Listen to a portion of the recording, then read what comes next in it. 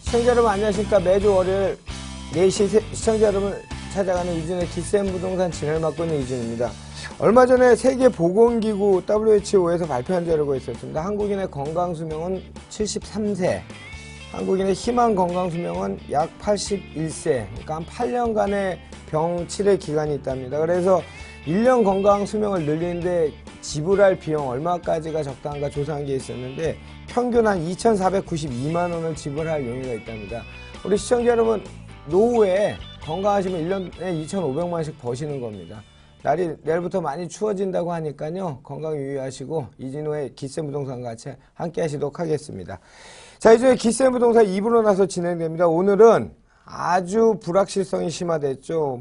최근 제가 경제를 이 프로를 맡은 이후에 가장 심화된 그런 시기인 것 같습니다. 한국 경제 도약인가 침체인가 라는 주제를 가지고 전문가분 모시고 알아보는 시간 가질 거고요. 바로 이어진 2부에서도 여러분들이 좋아하시는 기센 매물 만나는 시간 준비됐으니까 채널 고정하시기 바라겠습니다. 자, 기센 부동산 1부 함께 해주실 전문가 소개해드리도록 하겠습니다. 늘 나오셔갖고 조금은 어렵고 조금은 힘든 얘기를 많이 해주시는 분이죠. 창조도시경제연구소 이재문 소장 나오셨고요. 주식회사 부동산 전문가 사업단 정병민 팀장 나오셨습니다. 두 분 안녕하십니까? 네, 안녕하십니까? 요즘 책 쓰시느라 바쁘시죠? 이거 계속 내용을 바꾸셔야 될 것 같아요. 네, 많이 사정이 바뀌고 하다가 보니까는요. 써놓은 부분이 자꾸 과거의 역사가 되어버립니다. 좋습니다. 오늘 어떤 내용 이야기 나눠볼지 화면을 통해 먼저 확인해 보도록 하겠습니다. 오늘 기센 이슈에서는 한국경제 도약인가 침체인가에 대해 알아보는 시간 가질 텐데요. 현재 한국의 심각한 가계부채 상황과 역시 심각한 실업 상황, 그리고 청년 실업률에 대한 진단과 함께 2017년에도 지속될 가계부채 청년 실업 증가에 대한 해법 있는지는 잘 모르겠지만 그거에 대해서 한번 알아보는 시간 갖도록 하겠습니다. 자, 이 소장님, 네. 먼저 우리 지금 이런 상황보다 어떻게 보면 세계적으로는 더 이슈가 됐던 사건이 있었죠. 도널드 트럼프란 사람이 성공한 사업가가 미국 대통령으로 당선됐는데요. 지금 아주 심각하다고 지금 난리를 났습니다. 프레임 설정이 되고 있는데 한국에 어떤 변화를 줄 거 보이십니까? 예, 일단 의회 선거 결과였죠. 또 어떤 선거 이슈의 어떠한 노이즈 마케팅의 일환이었는지 모르지만 사실 극단적인 그런 발언들을 많이 해서 미국의 민주주의의 수준을 많이 떨궈서 다소나마 좀 위안이 되긴 했지만은 2017년 1월 20일 출범 이후에 펼쳐질 수 있는 미국 우선주의의 보호주의, 이것이 이제 우리 시장에 얼만큼 영향을 미칠까에 대한 나름대로의 고민이 지금 많은 상황입니다. 트럼프 당선자의 그 선거공약이었던 나프타의 재협상 아니면 폐기, 그 다음에 TPP 추진 폐기, 불법 이민자 추방과 진입장벽 설치, 대중국 환율 전쟁의 예고, 그리고 내부적으로는 이제 법인세를 대폭 인하하고, 그 다음에 부부 합산 5만 불 이하의 가정의 어떤 소득세를 감면하겠다라는 어떤 이런 공약이 대체적으로 제시가 돼 있는데요. 이제 이런 공약들은 미 의회의 의회의 의결을 거쳐서 가야 되기 때문에 전통적인 그 공화당의 정책과 좀 충돌의 여지가 있지 않을까라고 생각을 합니다. 아무래도 이제 미국 상황도 상당히 혼선이 있겠고요. 그거를 바라보는 이제 한국의 시각도 좀 편치 않습니다. 특히 이제 FTA 재협상, 그리고 주한미군 방위비 증액, 그 다음에 북핵 문제 이 세 가지가 이제 가장 첨예하게 대립될 것 같은데요. 이제 이런 부분들을 놓고 보는데 일단 FTA를 놓고 본다라면 전면적인 폐기보다는 일부 미국에게 좀 불리하다는 이런 조항들, 이런 부분을 좀 개선 요구가 좀 빗발치지 않을까 이렇게 생각을 합니다. 저희 상황이 좀 안 좋죠. 현재 하야 정국서부터 네. 이렇게 돼서 보니까 이런 부분에 대한 어떤 올바른 방침이 좀 되어 있었으면 하는 그런 바람이 좀 있습니다. 우리가 늘 알고 있죠. 이런 어떤 악재나 이런 밝혀진 악재나 이런 것들보다 가장 문제가 되는 거는 도대체 뭐가 문제면 이 불확실성의 심화인 것 같은데요. 네. 특히나 우리나라 같은 경우는 내년에 10대 기업들이 전면 재투자라는 측면을 전부 축소하거나 감소한다. 세상에 어떻게 이 나라가 이 모양이 되는지 잘 모르겠습니다. 미국에 지금 우리가 가장 두려워하고 있는 게 이제 항상 이슈가 좀 침소봉대된 측면도 있지만 이제 금리 문제잖아요. 근데 이제 금리 문제뿐만 아니고 그 세계 2대 강대국이라는 중국과 지금 미국이 정면 충돌하는 듯한 그 환율 얘기입니다. 환율 문제가 굉장히 큰다 보는데요. 그 환율 조작국이 중국하고 뭐 우리나라는 지금은 1차는 들어가진 않았죠. 않았는데 이제 뭐 파생이 뭐 일본이나 다 들어가 있으니까 굉장히 영향이 클 것 같은데 그거에 대해 설명 좀 부탁드리겠습니다. 뭐 정가의 보도처럼 휘두르고 있죠. 슈퍼 301조라고 해서 삼복 1조에 따른 어떤 무역 규제도 있지만 현재로서는 가장 저희가 좀 조심스럽고 우려가 되는 게 환율 조작국에 대한 지정입니다. 사실 미국이 중국을 재무부를 통해서 이제 환율 조작국으로 지정해 주기를 요청하고 있지만 사실 이제 미국이 중국을 뭐 좌지우지하기에는 사실 좀 쉽지 않다라는 생각이고요. 그렇죠. 그다음에 이제 미 국채 보유를 세계에서 가장 많이 하고 있기 때문에 어떤 서로 보복적인 상황으로 가게 된다 그러면 미국도 상당히 피해가 크기 때문에 사실 우리가 좀 더 우려가 되는 부분들이 있다는 겁니다. 뭔 싸움에 못 터진다고 우리가 그런 일이 좀 생기지 않을까라고 생각을 하는데요. 사실 중국도 나름대로 환율 방어를 하기 위해서 많이 노력을 합니다. 근데 이제 요번에 그 2016년 10월 15일 날 그 환율 관찰 대상국이 지정이 됐는데 이제 5개 나라가 됐죠. 중국, 대만, 일본, 그다음에 한국, 독일, 스위스는 요번에 처음 들어왔고요. 한국은 이제 4월, 10월 2회에 걸쳐서 이제 환율 관찰 대상국으로 지정이 되어 있습니다. 중국은 지난 4월에는 2개 요건이 충족됐는데 요번에는 대미 흑자 부분만 충족이 됐기 때문에 우리보다 조금 여유로운 상황이 되어 있고요. 이제 아마 협상 카드를 내밀 때 반드시 이 부분을 미국에서 들고 나올 거라고 생각을 합니다. 일단 그 미국이 제시하고 있는 환율 관찰 대상국의 지정 요건이 3가지입니다. 첫 번째적인 경우는 대미 무역 흑자액이 200억 달러 이상이어야 하는데 이제 저희가 302억 불이거든요, 현재. 그러니까 벌써 100억 불 넘게 지금 오버가 돼 있고요. 그다음에 이제 경상수지 흑자. 경상 흑자가 이제 GDP 대비 3% 미만이어야 합니다. 근데 이제 저희는 7.9%이기 때문에 이것도 상당히 그 초과되어 있습니다. 그러니까 지금 말씀드린 1번과 2번 요건에 대해서는 사실 단시일 내 이걸 조정하기가 좀 쉽지 않은 상황입니다. 이제 결국에 우리가 운용의 묘미를 살릴 수 있는 건 3번째 요건인데 이 3번째 요건은 정부 개입 여지가 2% 미만이어야 됩니다. 근데 이제 저희가 그 4월 달에 지정된 건 0.2%였고 요번 10월 달에 지정된 거는 이제 마이너스 1.8이기 때문에 약간의 여유가 있지만 지금 트럼프 이후에 좀 국내 정세, 대외 정세가 좀 불안하다 보니까 환율이 급등하고 있지 않습니까? 이렇다면 정부에서 환율을 방어하기 위해서 개입을 해야 되는데 그런 개입의 여지가 상당히 이제 좁아진다라는 거죠. 이것까지 조건이 성사가 되면 이제 우리는 환율 조작국이 돼버리는 겁니다.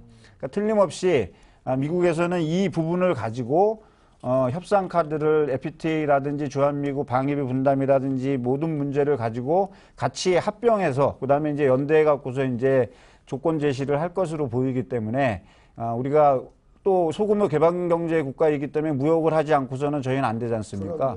그러니까 이 환율 조작국으로 지정이 되면 대외적으로 상당히 리스크해지기 때문에 이런 거 환율의 변동, 정부 개입의 이런 부분들을 철저하게 자료화하고 근거화를 해서 좀 더 대비에 만전을 기해야 될 거라고 생각을 합니다. 지금 뭐 환율 얘기하는데 우리나라 지금 그 환율 리미트 그 마지막 마지노선을 한 1,200원 선으로들 얘기한다고들 하고 있고 또 지금 앨런 의장이 지금 그 트럼프 대통령이 이제 당선자가 대통령 취임을 하고서 금리를 올리는 정책까지 펴기에는 그래서 제가 정책적으로 금리를 올리는 데는 시간이 좀 필요하다 얘기했는데 이건 뭐 그 앨런 의장도 이제 뭐 서로 선제 기싸움하듯이 먼저 이제 다음 달에 12월 달에 뭐 당연시 올리는 거로 지금 이제 금리를 양쪽 축이 다 올린다고 얘기가 나오고 있는데 어떻게 보세요? 그러니까 이제 선제적 방어를 한다는 건데 이제 제일 우려를 하는 건 뭐냐면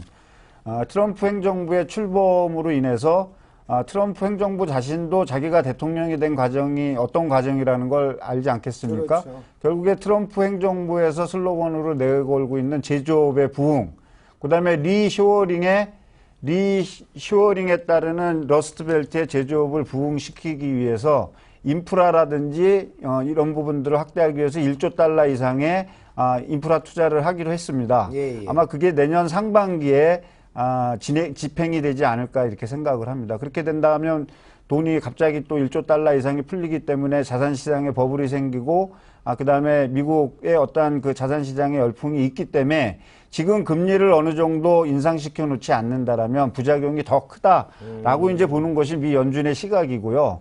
저 역시도 그렇게 된다 그러면 12월쯤에 한번 금리를 올리고 가야 미국도 상당히 정책적인 여유가 있지 않을까라고 그렇게 생각을 합니다. 지금 지금 대본에 없는 얘기인데 원체 미국의 지금 경제 상황이 우리한테 중요하다 보니까 지금 이번에 트럼프 대통령이 일가를 터뜨린 게 케인즈식 그 경기 부양을 한다는 네. 거잖아요. SOC를 늘리고 네. 막 이게 실패한 정책이라 그 경제 방향성에 대해서 뭐 정답은 없겠지만 우리나라도 항상 답습해갖고 SOC 하면은 토건 정책으로 경기 부양한다 해서 말도 많고 탈도 많고 했던 그걸 지금 대한민국 전 세계에서 최고의 강대국인 경제 강대국인 미국에서 지금 대통령 당선자가 시행하겠다 나온 거잖아요. 그렇죠.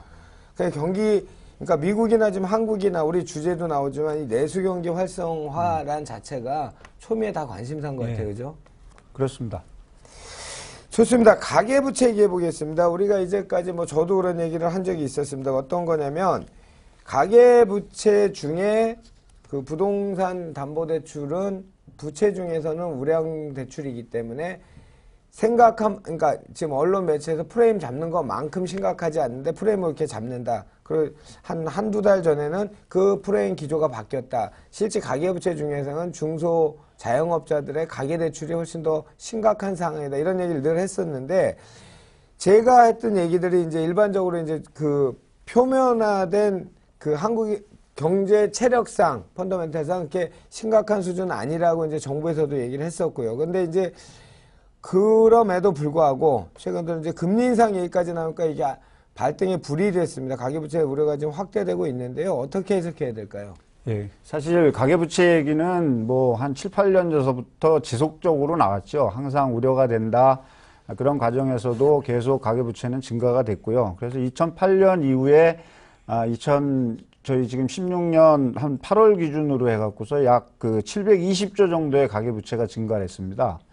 720조의 가계부채가 증가를 했기 때문에 그 가계부채가 총량적으로 지금 한 1,300조 원에 지금 육박하고 있는 상황인데요. 과연 지금도 이렇게 우리가 안전할까라는 거에는 조금 이제 좀 고민을 한번 해봐야 됩니다. 첫째적으로 부동산의 가격 상승이 둔화됐고, 그 다음에 금리 인상에 대한 우려감이 있고, 자칫 거래 절벽에 의한 어떤 상황이 생긴다라고 얘기했을 때도 과연 가계부채가 가계 경제를 압박을 주지 않을까라는 그런 부분은 좀 우리가 심각하게 좀 따져봐야 되거든요. 예. 거기에다가 이제 자영업자, 최근에 경기 상황이 좀 안 좋아지다 보니까 자영업자 부채와 그다음에 중소기업 어떤 부채들이 상당히 지금 확대가 돼 가고 있거든요. 가계부채 한 1,300조 원과 그 다음에 자영업자 부채 한 250조 정도를 합치게 되면 이미 지금 1,500조를 넘어서고 있는데, 이 넘어서는 증가세가 둔화될 기미를 보이지 않고 있다라는 얘기입니다. 2014년, 2015년, 2016년 동안 전국에서 매매된 주택수가 한 300만 가구가 넘는데요. 그 300만 가구가 넘는 가구들 중에 약 3분의 1이 아파트로 매매가 됐습니다. 분양 시장이라든지 활성화가 됐겠죠. 그리고서 이제 집단 대출로 지금 이어졌고, 이 집단 대출의 특징은 2, 3년 동안 계속 부채가 증가한다라는 그런 구조로 있습니다. 그렇기 때문에 향후 2017년, 2018년에도 지속적으로 가계부채가 증가하는 그런 추세로 되기 때문에 좀 우려감이 있다라는 얘기입니다. 그래요, 소장님. 근데 이제 제가 이제 제 프로에서 늘 말씀드렸던 건 어떤 게 있었냐면, 지금 언론, 우리 이제 자주 얘기하지 않습니까? 이 프레임 설정이 가장 큰 문제다라고 얘기를 늘 소장님하고 이제 사석에서나 이런 자리에서 말을 하는데, 한 가지 아쉬운 건 있었습니다. 뭐냐면 이 가계부채 안정화 방안들 여러 가지 나오기 전에 정부에서 이 중도금 집단대출은 좀 선제적으로 규제는 아니더라도 어떤 아웃라인을 좀 잡아서 축소나 아니면 강화 쪽으로 갔으면 우리 항상 이 경제 정책이 뭘로 막을 걸 꼭 뭘로도 못 막는 사태를 만드는 게 정부 정책인 것 같아요. 그렇죠. 네. 그죠? 그러니까 가계부채 종합관리 대책을 발표하면서 집단대출은 규제 대상에서 빠졌잖아요. 그러니까 빠졌다라는 얘기는 신규 분양시장이 들끓을 수밖에 없습니다. 저금리 상황에서 시중에서의 유동성이 풍부한데 자 이거는 규제가를 받지 않는다. 그러니까는 대출을 받아갖고서 70% LTV까지 적용이 되니까 소액으로 나도 집을 가질 수 있고 결국에 그 소비자의 욕망을 또 한 면에서 긁은 게 전셋값의 지속적인 상승 아니겠습니까? 그렇죠. 예. 맞물려 돌아갔다라고 봐야죠. 이 정부에서 이 정책을 피는 게 마치 흡사 어떤 그 마케팅을 해주는 것 같아요. 무슨 얘기냐면 2006년 그 전국 주택 상승이 30%가 넘었을 때도 전국 2기 신도시를 투기의 장으로 만든 게 정부에서 그때 그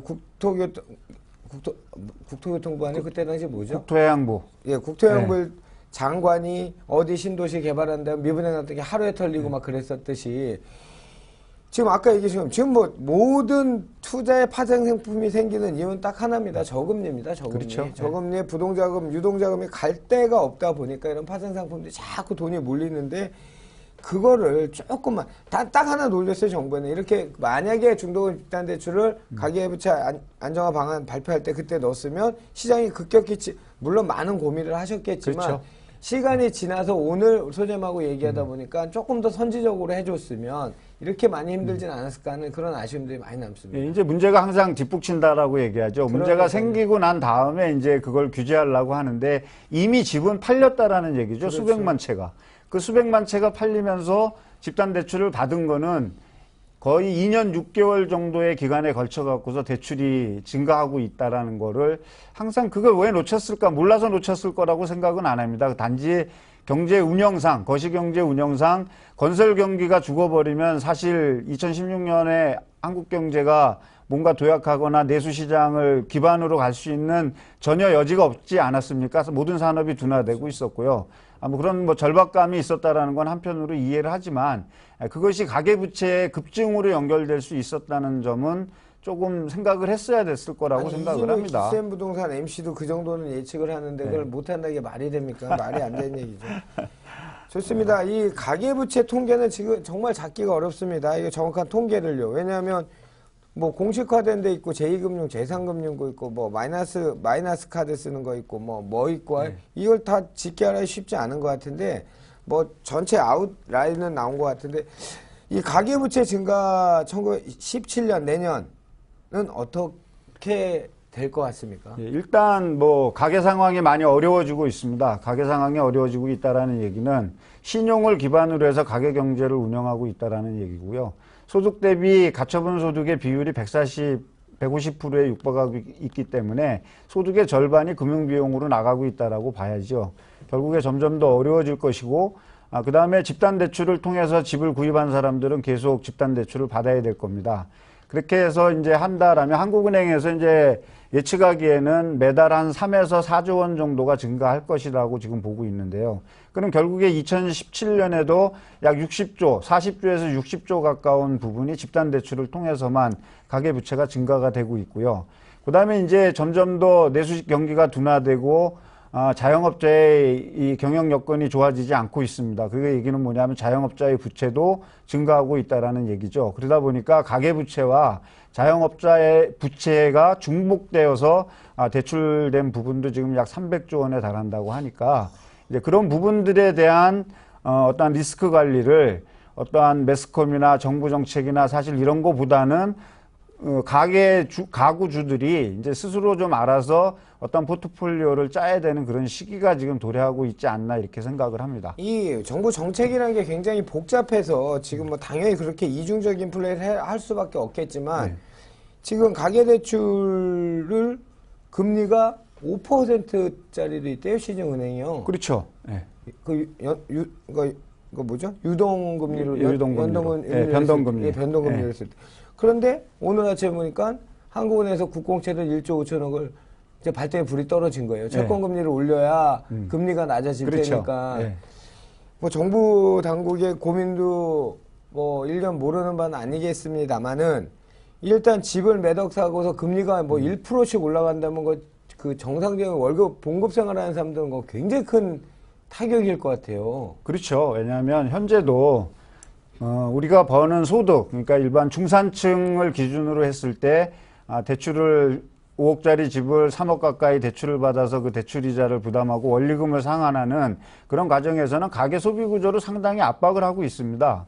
근데 이제 그 압박이 금리가 인상되게 되면 금리가 인상되고 되는 폭 이상으로 주택 가격이 올라가 준다라면 그나마 지금 당장 내가 부담하고 있는 이자라든지 원리금의 부담이 큰 문제가 안 되겠지만 주택 가격은 멈춰 있고 아니면 주택 가격은 멈춰 있는 내지 하락하는 상태에서 금리가 인상이 된다라는 건 사실 가계에서는 재앙이거든요. 그렇죠. 그리고 이미 스스로 우리 가계가 지금 1,000조가 넘어간 이상에서는 스스로 이 부채 구조를 개선할 수 있는 기반은 뭐 상위 뭐 몇 퍼센트 소득 상위 한 20% 이상은 그게 자유롭겠지만 그렇죠. 그 미만으로는 사실 자유롭지 않거든요. 결국에 뭐냐면 가계 경제의 최대 압박 요인으로 작용할 것이라는 겁니다. 2017년에는.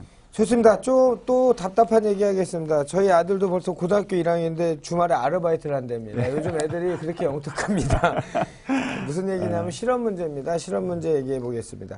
이 실업률이 다 틀려요. 발표되는 곳마다 다 틀린데 왜 이런 착오가 생기는지 한번 좀 얘기를 해주세요. 그러니까 이제 15세 이상 됐죠? 아드님이? 그렇죠. 그러면 이제 그래도 다행입니다. 취업자에 해당되니까. 그러니까 잠재적, 시간적 근로자라고 볼 수 있겠는데 예. 사실 우리나라 그 취업률, 그 다음에 반대로 얘기하는 실업률, 사실 이 공식적인 실업률과 그 다음에 이제 현장에서 우리가 느끼는 체감 실업률의 괴리가 많이 있기 때문에 과연 이 정부의 발표를 믿어야 될지 말아야 될지 많이들 생각을 하고 있습니다. 예.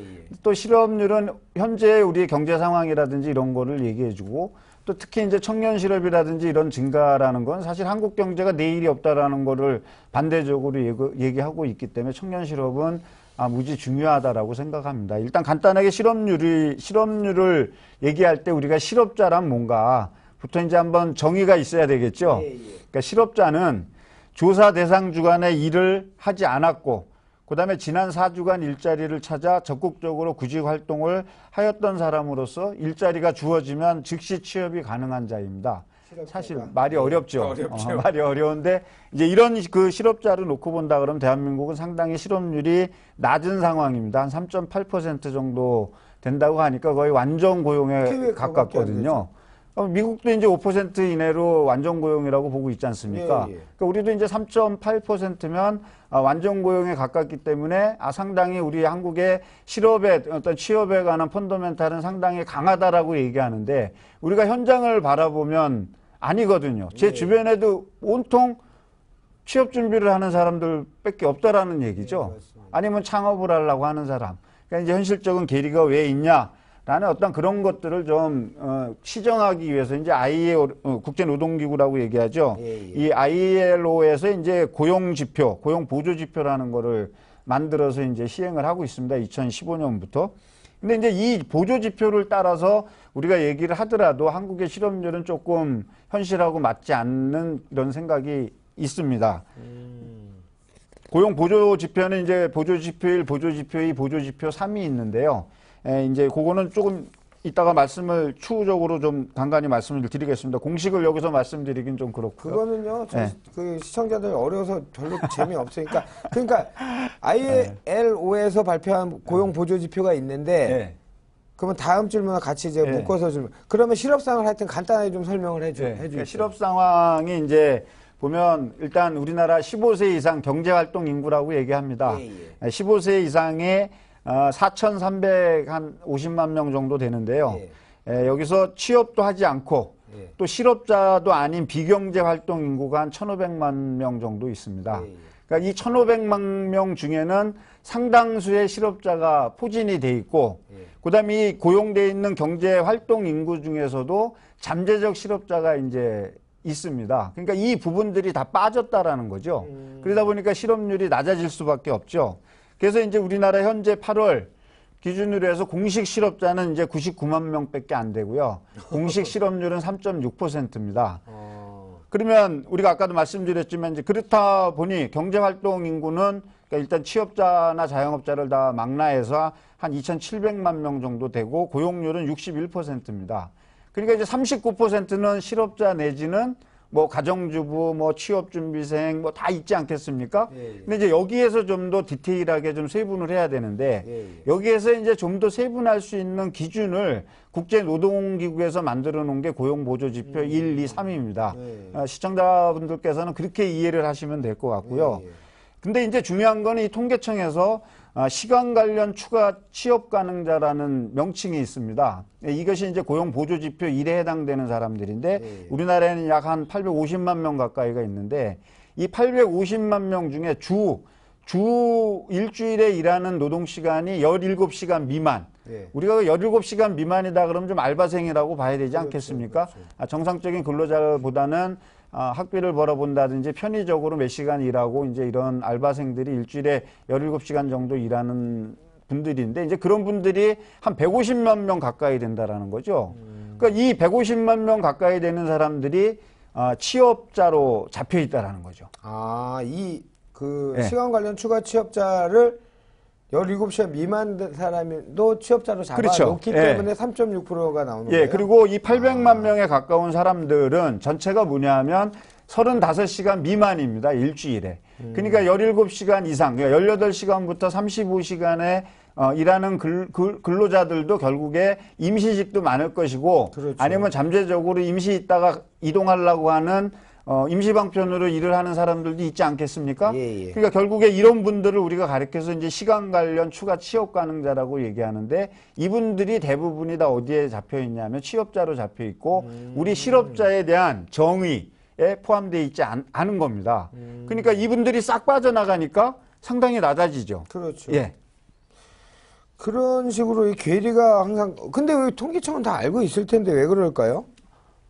그리고 이제 가장 문제가, 그걸 알고 있지만, 통계청에서는 또 공식 지표를 잡아야 되지 않겠습니까? 그렇죠. 그러니까 이제 이런 것들이 이제 좀 뭐 관련 법규가 바뀌고, 용어에 대한 정의가 바뀌고, 그 다음에 이제 이런 기준들이 바뀌어지지 않는 이상은 기존의 어떤 기준에 맞춰갖고서 해야 되기 때문에 그렇게 하고 이제 발표를 하는 거죠. 그럼 이제 아까 말씀드렸지만 고용보조지표 3에는 이제 잠재경제활동인구가 있습니다. 예, 예. 이 잠재경제활동인구에는 두 가지 부류가 포함이 되는데 예, 예. 잠재구직자가 있고 그 다음에 잠재취업 가능자가 있습니다. 예, 예. 이 통계를 내지 않는다라는 거죠. 이 통계를 내지 않고 이 인원 잠재경제활동 인구를 단순하게 어디로 포함시키냐면 비경제활동 인구에 포함을 시키고 있습니다.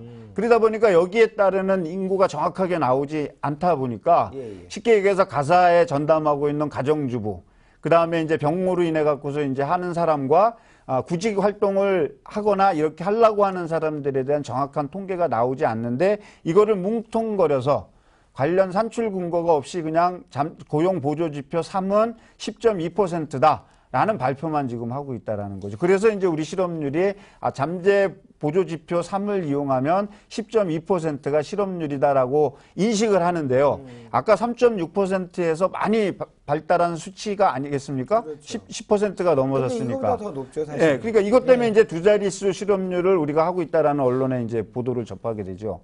근데 실제로 10.2%냐? 더 높죠. 예. 당연히 더 이게 이제 체감 실업률과 고용보조지표 3에 의한 실업률에 또 괴리가 생기는 겁니다. 좋습니다. 이 실업률 얘기 저희가 이렇게 간단하게 얘기해서 될 문제가 지금 온 국가적인 문제니까 이 정도로만 일단 시청자들께 전달하도록 하겠습니다. 중요한 거는 마지막 질문입니다. 가계부채와 청년 실업 증가는 어떻게 보면 이제 한 축으로 봐야 되겠죠.